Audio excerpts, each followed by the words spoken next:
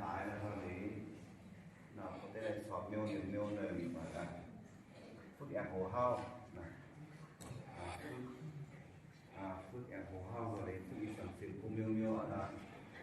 ที่มันของแห่งนี้คือทุกหมู่บ้านเราไอ้บ่ได้มาสอบเจ้าอาวาสก็ได้สอบที่สามีผู้ว่าก็ได้สอบนะได้สอบกันที่เซนนะกูปีแล้วมีการ